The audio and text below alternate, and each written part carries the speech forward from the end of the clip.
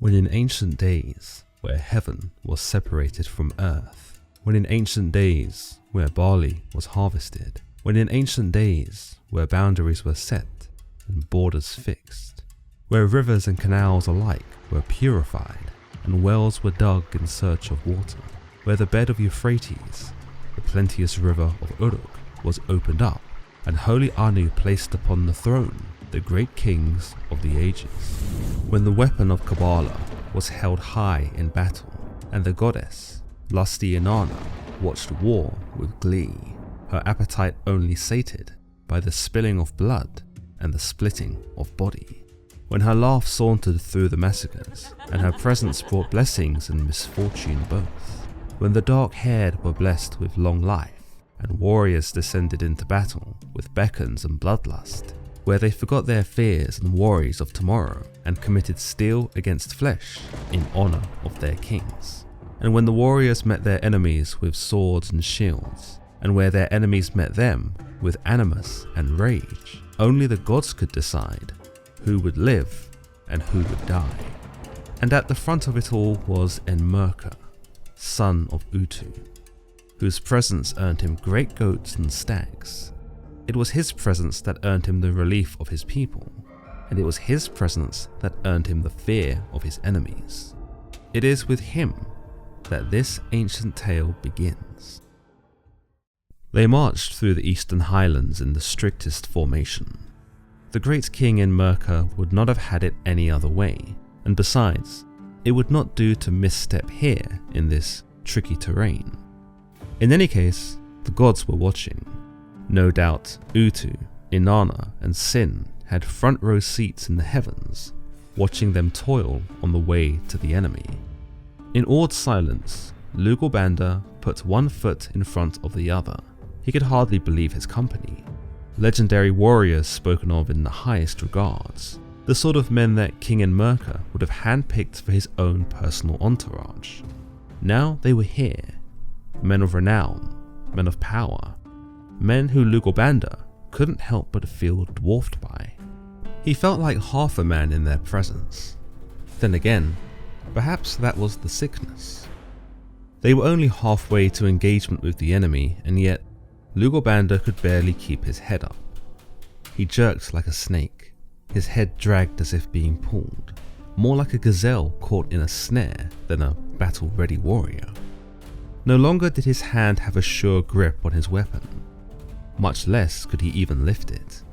It would be most unbecoming to have fallen here, before the battle even began, amongst such esteemed company. And yet, it wasn't long before the ground rushed up to meet him. By the gods! He could hear the commotion amongst the other warriors. He tried to self-right, tried to will himself to move, but his body was no longer his own. "Lugalbanda has fallen," one of the warriors called. And though he was dying, Lugalbanda was chuffed that even one of them knew his name. "Give him some air," another was saying. "We should bring him back to Uruk," another suggested. "What if we took him to Kalaba?" "That's nearer, isn't it?" Yet another cried over him. If he was honest, Lugalbanda wasn't sure he warranted such concern, though he was grateful for it nonetheless. Yet the fact of the matter remained. Kalaba was too far to drag him back to. Uruk was even further. "Leave me here to die," Lugalbanda would have told them. He wasn't worth the effort. Wasn't sure why they'd even stopped in the first place. But that was the spirit of Enmerkar's mighty warriors, and so was the spirit of the king's army. No man left behind was how the regiment operated. And so Lugalbanda made no effort to resist when they hauled him through the cold mountains and into the embrace of a warm cavern. Truly, it was much less a cave and more like a storehouse. Or maybe Lugalbanda had succumbed to delusion. From what he could see, they had made him an arbor, like a bird's nest, filled with dates, figs, and various sorts of cheeses. They put sweetmeats beside him, baskets of fruit, various fats of the cow pen, oil with cold eggs and hard-boiled eggs, and beer with rolls of butter, laying it all before him like he was some deity manifest, not a sick man who'd caused them more delay than was necessary. Incense was lit around the cave, his weapons elaborately laid about him, as if he'd be needing those where he was going, and a few of the men were leaving saddlebags filled with offerings of bread, wine and trinkets. So, it was death then. They laid him down as comfortably as they could, well, as comfortably as one could be on a bed made of stone. He could no more move his limbs, nor even open his eyes, but he could hear his brothers in arms moving about him, could hear their lamentations, could hear their sorrow. If our brother rises like Utu from bed, then the god who has smitten him will step aside, and when he eats this food, when he drinks this beer, will make his feet stable.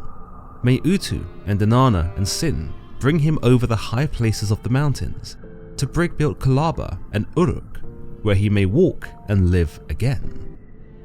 You are an optimistic bunch, Lugalbanda thought to himself. He doubted he'd be eating or drinking anything for a while, let alone walking. But if Utu calls our brother to the heavens, his fellow men continued, then let us return to this place and recover his body, and bring it back home to Kalaba. If it's not too much trouble, Lugalbanda thought to himself. And so it was with heavy hearts did the warriors abandon Lugalbanda here in this cave, and it was with repeated tears, terrible moaning, and great grief and weeping did Lugalbanda's fellow soldiers, his older brothers if you will, set off into the mountains. 2 days passed during which Lugalbanda suffered with sickness. Truth be told, he could not be sure if he was clinging to life by the tips of his fingers, or if he had already passed over, and that this was death, endless pain and darkness. But soon, in the latter half of the 3rd day, Utu, sun god, turned his glance upon the cave. It was here that Lugalbanda lifted his eyes and saw the deity presiding over him, and Lugalbanda could do nothing but weep before the god, like a lost child who'd finally found their father. Utu, Lugalbanda strained to speak, let me be ill no longer. You saw my brothers leave, did you not? Let me go be with them instead of rotting in this cave. Whether I live or I die, let me do so on the field by my brothers, not here alone in this dismal place. A lost dog is bad, but a lost man is terrible. Don't make me float away like water in a violent death. Don't make me eat saltpeter as if it were barley. Don't make me fall like a throw stick somewhere in the desert, unknown to me. Let me be ill no longer, afflicted with the decisions of my comrades. Let me not come to an end in the mountains like some weakling. Let me be ill no longer. Such a speak struck the old sun god, and Utu could not help but feel compassion for Lugalbanda. However, he was not the only deity watching. Lugalbanda knew her the moment he laid eyes on her. She was the one who made men into warriors, the one who incited bloodlust and war. She who was the divine harlot, who delighted in the bedchamber, whose wits and charms were as irresistible as they were deadly. She was the evening star, the daughter of Suen, arose before him like a bull in the land. Her brilliance like that of holy Kara, her stellar brightness illuminated for him the mountain cave, and his eyes drifted upon her. He could not help but weep. Inanna, his voice trembled before the goddess. If only this were my home, if only this were my city, if only this were Kalaba, the city in which my mother bore me. Even if it were to me as the wasteland to a snake, if I could see it all just one more time, I would be forever grateful.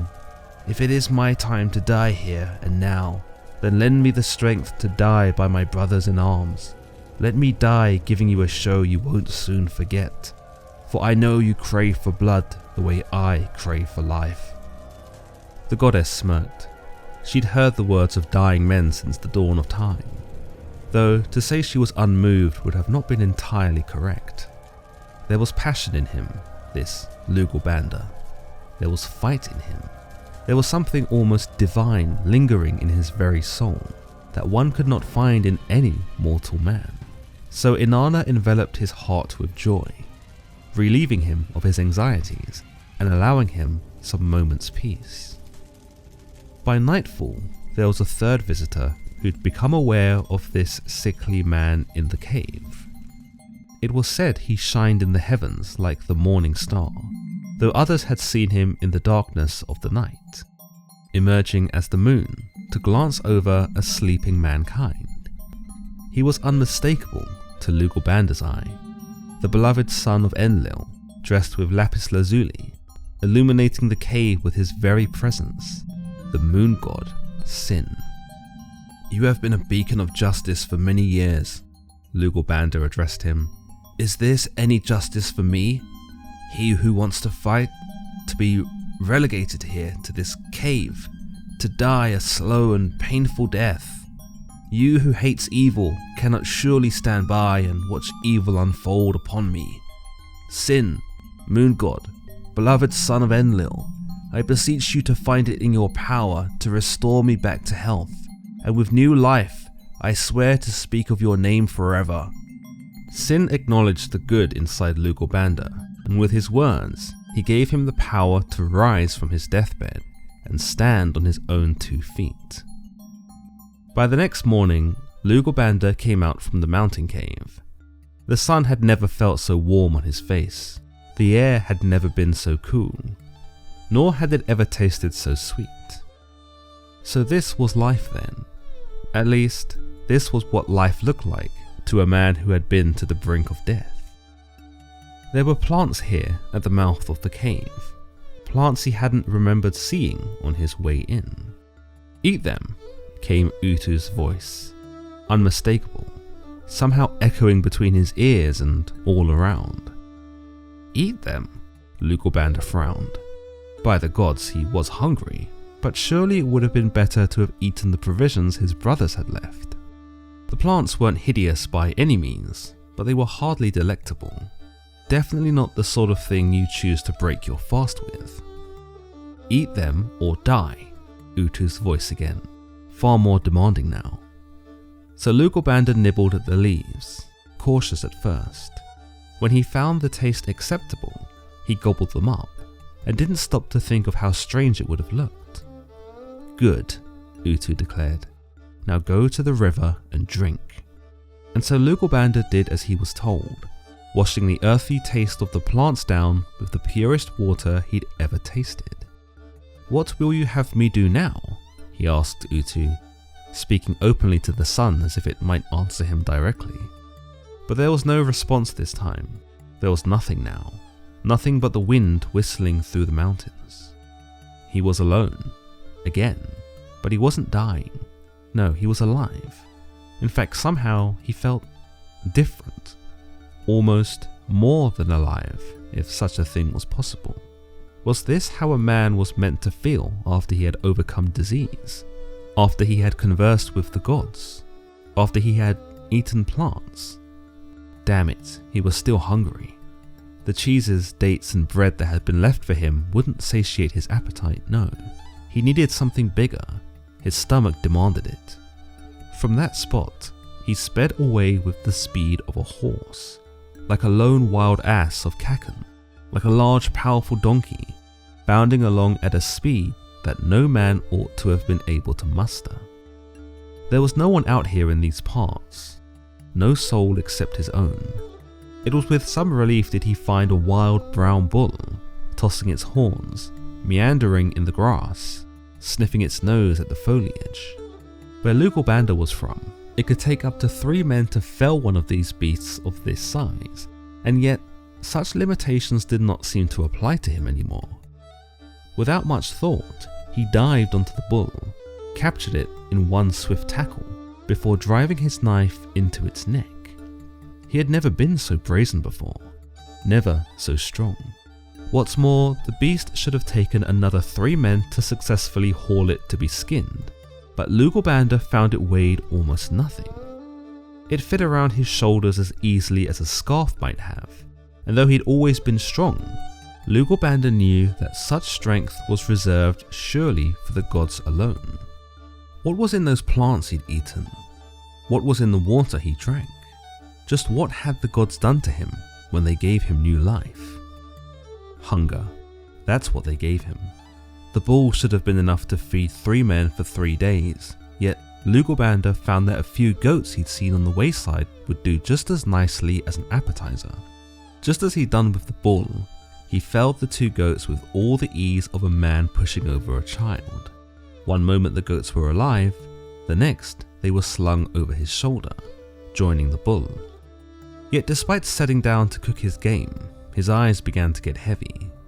Sleep found Lugalbanda, and like a towering flood demolishing a brick wall, it overpowered Lugalbanda and plunged him into the land of slumber. There he lay down amongst the pure herbs of the mountains, and soon enough he found himself being carried off into dreams. But he was not alone in this lucid state. He knew the place somehow. It was the beautiful bedchamber of Ninlil, though he might have been so lucky to have an audience with her. Instead, someone else made themselves known. "Why have you come here?" beckoned the multiplier of mankind, the voice of one not alive. Zangara, the god of dreams, himself like a bull. "Zangara?" Lugalbanda fell to his knees. "Who will slaughter a wild brown bull for me?" Zangara didn't give him a chance to even try to explain. Not that Lugalbanda could. He couldn't explain how he was now faster than a horse, or stronger than a bull. Explaining how he'd projected himself here into the realm of the gods was like trying to describe a colour he'd never seen before. "Who will make its fat melt for me? Whoever slays a wild brown bull and offers it to me shall have my axe and wield my dagger. No man shall match him in the art of combat, for he who brings this bull to me will gain the strength of said bull for the rest of his days. When he offers such a beast before the rising sun, let him heap up like barley corns the heads of the brown goat and the nanny goat, both goats, when he has poured out their blood in the pit. Let their smell waft out in the desert, so that the alert snakes of the mountains will sniff it." Lugalbanda awoke with a start. It was a dream. He shivered. It was sleep. He rubbed his eyes and blinked into the darkness. There ahead of him, he saw the wild bull and the goats, their lifeless eyes staring back at him. His stomach rumbled, but no, he could not satisfy his own needs, not after what he'd just seen. Zangara had been explicit, had he not? As much as Lugalbanda wanted to sink his teeth into the flesh of the animals, he knew it belonged to Zangara. How could he deny such an ominous deity? With some regret, indeed those animals did indeed look tasty, he offered them up before the rising sun. He heaped up like barley corns the heads of the brown goat and the nanny goat, both of the goats. He poured out their blood into the pit, so that their smell wafted out into the desert. The alert snakes of the mountains sniffed it, just as Zangara had predicted. As the sun was rising, Lugalbanda, invoking the names of the gods, saw them all sit down to a banquet at the pit, at the place in the mountains which he had prepared. The banquet was set, the libations were poured. Dark beer, light beer, wine which was pleasant to the taste. Over the plain he poured cool water as a libation. He put the knife to the flesh of the brown goats, and he roasted the dark livers there. He let their smoke rise there, like incense put on the fire. And when the gods arrived, they devoured the offerings, barely even acknowledging Lugalbanda as they gourmandized.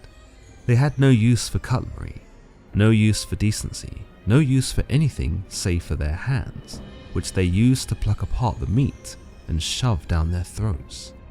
They were gods. They could do as they pleased, and though it scared Lugalbanda to see such regal entities consumed so savagely, he could not bring himself to look away.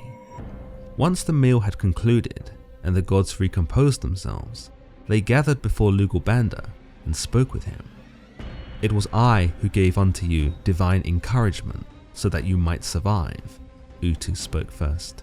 "And it was I who directed you to the plants and water that enhanced your abilities beyond that of a mortal man.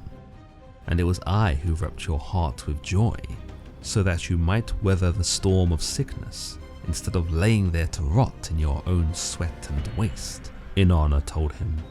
Lastly, it was I who returned you to your feet in the first place, Sin said unto him, and it was I who gave you the power to walk once more. All Lugalbanda could do was lower his head, lower it as far as it would go. He knew the gods could be fickle, and the last thing he wanted was for them to interpret some disrespect from his gestures and take it all away from him. Instead, he would have settled for a new lease of life. But instead, the gods had done him a greater kindness that he had not thought possible. They had given him power, perhaps enough power to end the war between his king Enmerkar and the land of Arata. Great gods, Lugalbanda said, once he worked up the courage to look up at them again. You have resurrected me from my deathbed. You have granted me powers men could only dream of, and you have allowed me to walk amongst the living once more. For this, I am eternally grateful. Yet I know to accept these gifts so blindly and without proper recompense would be foolish. So I ask you earnestly, what would you have me do? And so the gods laughed, but they told him nothing, vanishing before his eyes. Lugalbanda lay idle in the mountains, somewhere in those faraway places of the Zabu regions. It had been some time since the gods had spoken to him. In fact, it had been some time since anyone had spoken to him. There was no mother here to offer him advice, no father for whom to talk to, no one to know or value or trust. Worse still, he was hungry again. In fact, it must be said that ever since the gods had blessed him with such divine abilities, his appetite had increased dramatically. Gone were the provisions left by his brothers. They had lasted mere days. All he had left now was a bit of dough and a bit of honey, enough to make some cakes perhaps, but it was wiser to save them. He didn't know where his next meal was coming from. Indeed, gone were the bulls, spooked by his unnatural strength, fled were the goats, scattered by his immense agility. Now there was nothing here, nothing but old weeds and rocks that would hardly do to satisfy his stomach. Wretched place, he announced to no one in particular. A part of him had hoped that the gods would hear him and come to show him pity. If I could even have the company of the Anzu demon, I would be grateful. What's more, I would be doubly grateful that I would treat him in a manner that befitted him. I would treat his wife affectionately, and I would seat their child at a banquet. Evil or not, it would make no difference to me. Why, if I'm wishing for things, why shouldn't Ninkasi, the goddess of beer herself, descend from the heavens and serve me a jug? Perhaps if the wicked Anzu drank with me, and I with him, he could help me find my brothers, and I could return to the battlefield. Now it should be assumed that perhaps the gods were watching Lugalbanda after all, for there on his path soon emerged the splendid eagle tree of Enki on the summit of Inanna's mountain of multicolored cornelian, standing fast on the earth like a tower, all shaggy like an arrow. With its shade, it covered the highest eminences of the mountains like a cloak, spread out over them like a tunic. Its roots rested like snakes in Utu's river of 7 mouths. Nearby in the mountains where no cypresses grow, where no snake slithers, where no scorpion stings, in the midst of the mountains, the Anzu bird had put its nest and laid therein its eggs. And there amongst the nest was a hatchling, chirping and singing and awfully tasty looking. Lugalbanda licked his lips. A normal man wouldn't have even thought about approaching the Anzu bird's offspring. That father bird had the mouth of a shark, its teeth were razor sharp, and it would tear anyone in half for even approaching one of its hatchlings. But Lugalbanda was no normal man. He was blessed by the gods now. He had the strength to wrestle the bird to the ground should it have attacked, and if it went awry, he could surely outrun it. Worse still, that little divine chick looked plump and fat. Probably would have bound his hunger for a few more hours. No, Lugalbanda stopped himself. No, how could he steal away the life of so innocent a creature? Even if it belonged to the Anzu bird, it did not make it right for him to indulge in such sacrilege. He glanced into his bag and saw the last remnants of the dough. Then he inspected the meager pot of honey, about enough to knead them together to make a few cakes at the very least. The chick saw them too and started chirping excitedly. "Don't tell me you're hungry too, little one," Lugalbanda grumbled at it. Indeed, it was hungry, for its father, the Anzu bird, had not returned from its hunt in some time. It flapped its tiny wings up at Lugalbanda, attempted flight at one point, before sinking back into its nest, quietly chirruping for sustenance. "I don't have any food for you," Lugalbanda told it, though the dough and the honey in his possession felt somewhat heavier all of a sudden. The chick tilted its head up at him, big eyes wet with moisture. Damned thing seemed to know that Lugalbanda was lying. He wasn't sure what it was that compelled him to start kneading the dough in front of the chick. Perhaps it was guilt. Perhaps it was compassion. Perhaps it was just the madness of hunger that drove him to such a selfless and nonsensical act. "Just as the gods rescued me when I needed saving, so too will I save you, little one," Lugalbanda told the chick, and with that, he popped the last remaining morsels of food he had into the bird's beak. Now at that time, the Anzu bird was hunting the wild bulls in another part of the mountains. It carried a dead bull across its shoulders and a live one in its talons, and from its maw spilled its terrible bile. It was here that the Anzu bird called back to the nest, but to its horror, it found that its fledgling did not answer back. Panic set in quickly. Whenever the Anzu bird had called back to the nest before, the fledgling had always answered. But now, the bird uttered a cry of grief that reached up to the heavens. "Woe," it announced, "foreboding weighs upon my nest, as over the great cattle pen of Inanna. Terror lies upon it, as when wild lions start butting each other. Who has taken my child from its nest? Who has taken the Anzu from its nest?" And so in a fit of fear and rage, the Anzu bird stormed across the mountain, bellowing and screeching, so that every animal in the land knew to run and hide.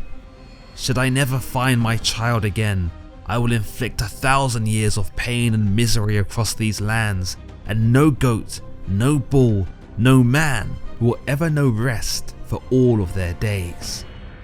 But as the Anzu bird approached the nest, it seemed that it had been made into the dwelling place of a god. It had been brilliantly festooned. Someone had gone the extra mile to ensure the little chick's comfort. What's more, the fledgling's eyes had been painted with coal. Sprigs of white cedar were fixed on its head, and it was clear from how content it looked that it had somehow already eaten. "I am the prince who decides the destiny of rolling rivers," the Anzu bird announced. "I keep on the straight and narrow path the righteous who follow Enlil's counsel. My father Enlil brought me here. He let me bar the entrance to the mountains as if with a great door. If I fix a fate, who shall alter it? If I but say the word, who shall change it? Whoever has done this to my nest, if you are a god, I will speak with you. Indeed, I will befriend you. If you are a man, I will fix your fate. I shall not let you have any opponents in the mountains. You shall be hero fortified by Anzu." Lugalbanda, who had heard the Anzu bird screeching, hid amongst the trees. Partly from fright, but partly from delight, he made himself known. "Bird with sparkling eyes, it was I who fed your youngling and repaired your nest, and who adorned the child with decoration. Though I grow hungry myself, I chose to save the life of the fledgling, just as I was saved by the gods not so long ago. As you have said, you shall fix my fate. I leave it to you then to decide my destiny." The Anzu bird rejoiced, for it was relieved that it was one as noble and kind as Lugalbanda who had stumbled upon the child. The animals of the mountains would not have been so kind, and man was prone to killing that which ought to have lived. But Lugalbanda was no animal, and certainly no ordinary man. With that, The Anzu bird lowered its head to Lugalbanda and said unto him, "Come now, Lugalbanda, go like a boat full of precious metals, like a grain barge, like a boat going to deliver apples, like a boat piled up high with a cargo of cucumbers, like a boat loaded lavishly at the place of harvest. Go back to brick-built Kalaba with head held high. May you shoot forth like Inanna's beloved son, with barbed arrows like a sunbeam, and may they be a horned viper to whomever they hit, like fish killed with the cleaver. May Enlil's son Ninurta set the helmet lion of battle upon your head. May he place upon you the armor of the mountains, and may you crush your enemies when you leave this place and return to your brothers." And Lugalbanda was overjoyed, and he wept with relief and delight to join his brothers again. He said, "Let the power of running be in my thighs. Let me never grow tired. Let there be strength in my arms. Let me stretch my arms wide. Let my arms never become weak, moving like sunlight, like Inanna, like the 7 storms, those of Ishkar. Let me leap like a flame, blaze like lightning. Let me go where I look to, set foot wherever I cast my glance, reach wherever my heart desires, and let me loosen my shoes in whatever place my heart has named to me." And so the Anzu bird granted Lugalbanda his destiny as he spoke it. He would have power in his thighs, strength in his arms. He would never grow tired. He would never be weak. He would move like the sun, like the 7 storms, blazing like lightning.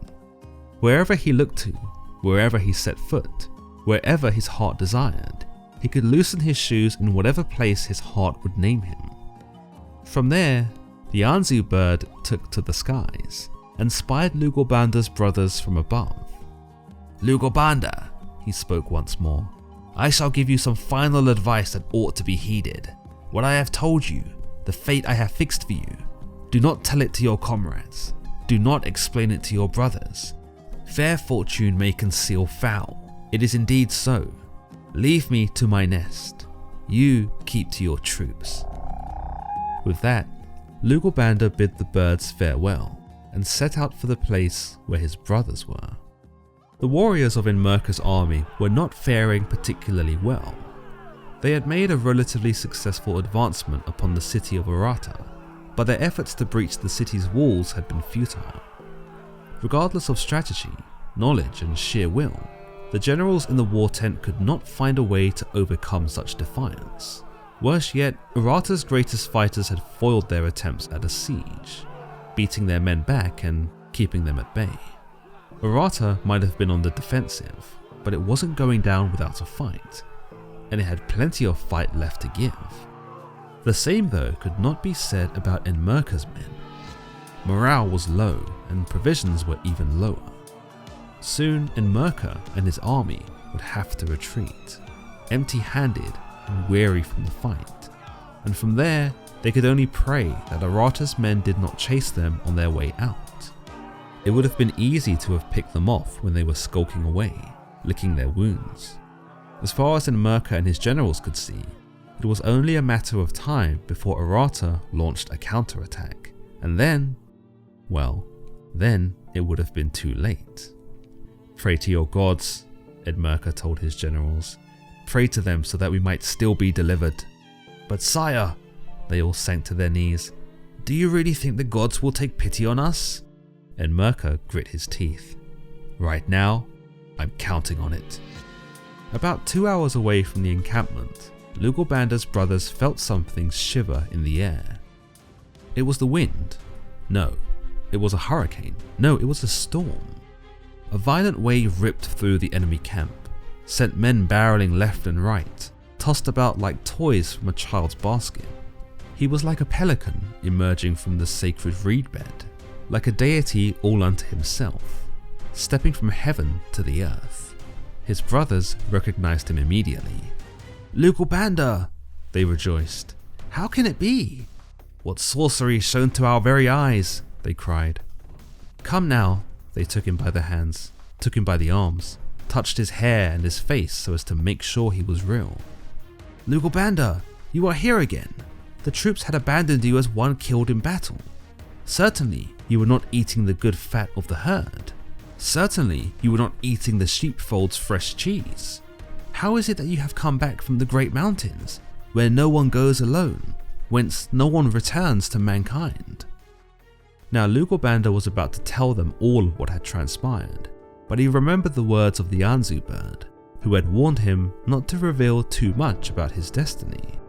And so after he had basked in their embraces, and accepted their claps on the back and a dozen or so handshakes, he told them, "The banks of the mountain rivers, mothers of plenty, are widely separated. With my legs I stepped over them. I drank them like water from a water skin, and then I snarled like a wolf. I grazed the water meadows. I pecked at the ground like a wild pigeon. I ate the mountain acorns." And so Lugalbanda's brothers considered the words he had said to them and had gathered around him attentively, as if they were small birds flocking around together. And they followed him as one man, winding their way through the hills like a snake over a grain pile. "We must reach King Inanna," they told him. "Our forces cannot hold the city of Arata for much longer, but with you on our side, Lugalbanda, we may turn the tide of battle in our favor." At this point, King Inanna had launched his final attack. He had his men rain down javelins upon the city of Arata, a frontal assault that would prove the end of the city's walls or the end of their own energy. Alas, it would prove to have been the latter, for as the final javelin struck the city, a resounding moan came from the men, a signal that they were out of projectiles, out of strength, out of time. Worse still was, as the men had travelled so far and had fought for so long, no one knew how to get back to their city of Kalaba. In their midst, Inanna, son of Utu, was afraid, was troubled, was disturbed by such an upset. He sought someone whom he could send back to the city, sought someone to send back to Kalaba in their stead, someone who could move fast enough to request reinforcements before they were all slaughtered. Yet no one said to him, "I will go to the city," for most of them were too afraid to make such a journey alone. Indeed, Inanna turned to the foreign host, and not one among them could say, "I will go to the city." Even when Inanna turned to his elite troops, none of them would say, "I will go to the city." Desperate in his request, Inanna asked them all a second time, but none ever did say unto him, "I will go to the city." It was Lugalbanda alone who, upon arriving, immediately volunteered for such a task.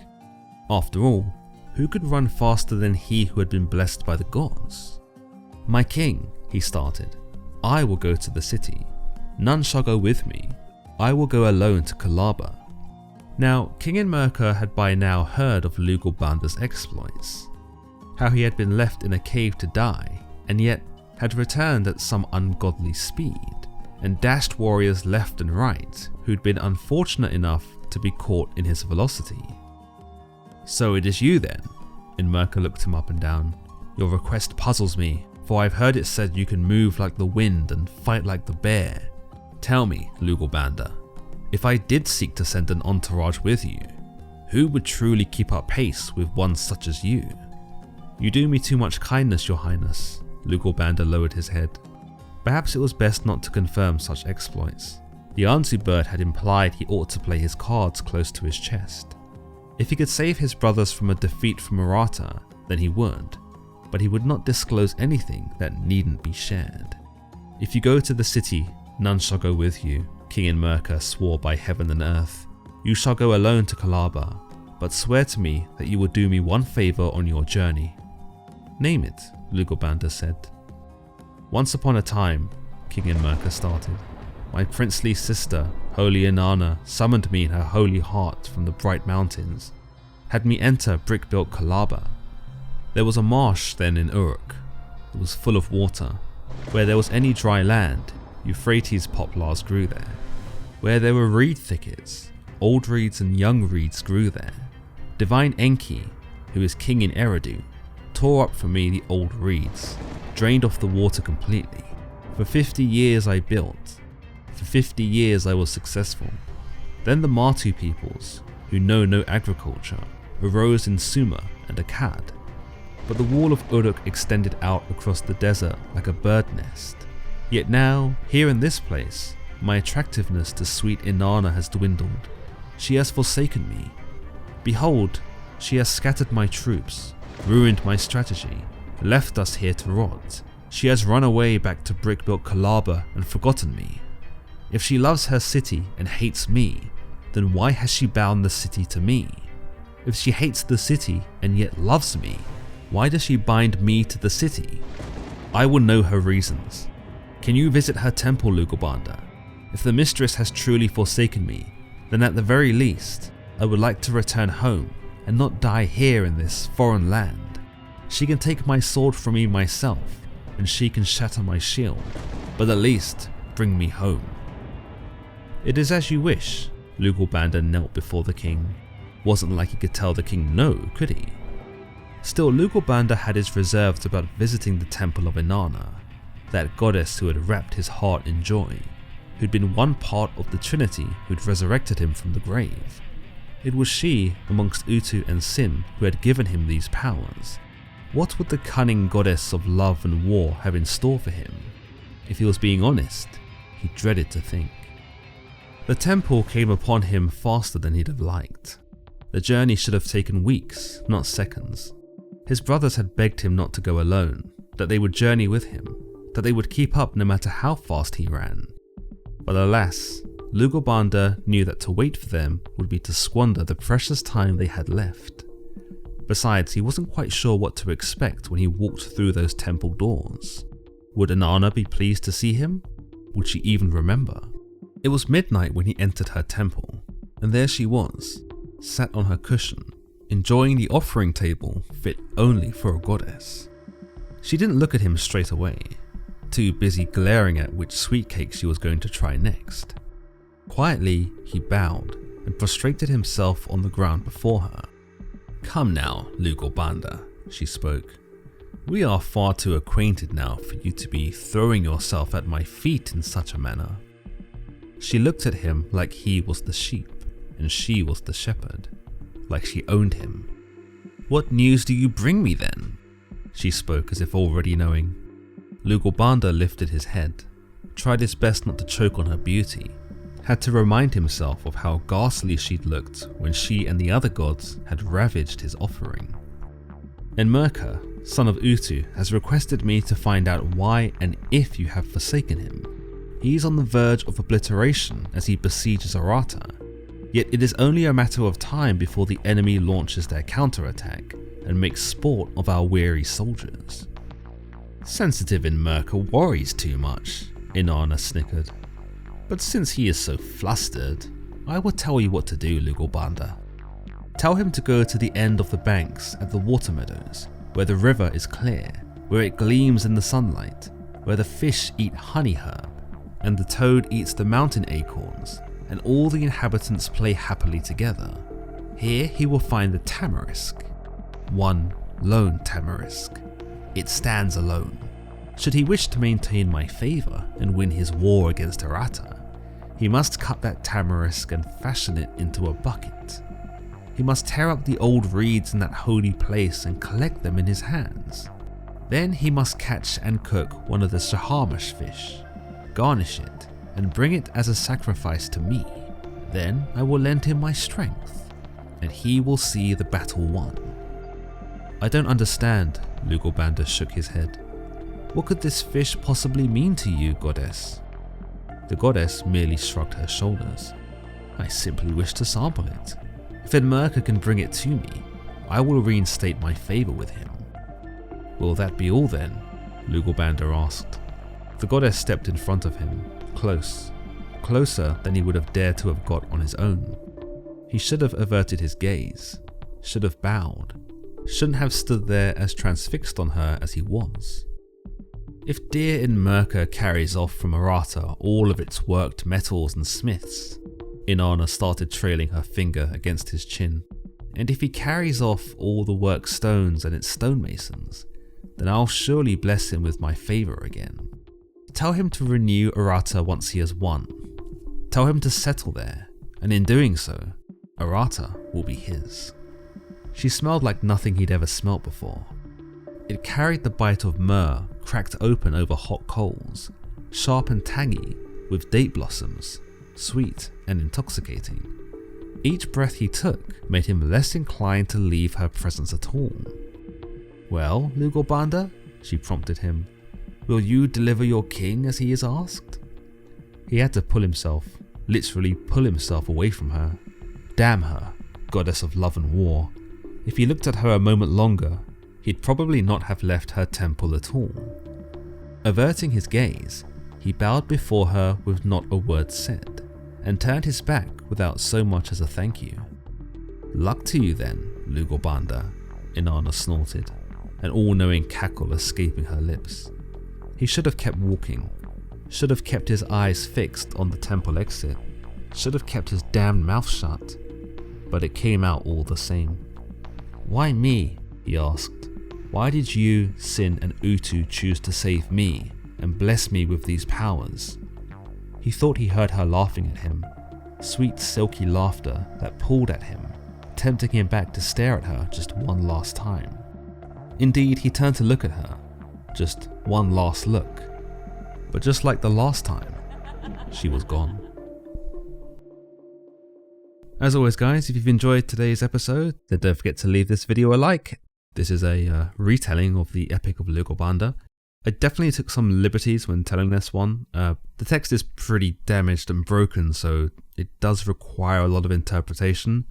Definitely recommend you guys go and read it yourselves to get the original sort of authentic version. Until then, if you guys enjoyed the video, do leave a like and don't forget to subscribe for more content just like this. Until next time.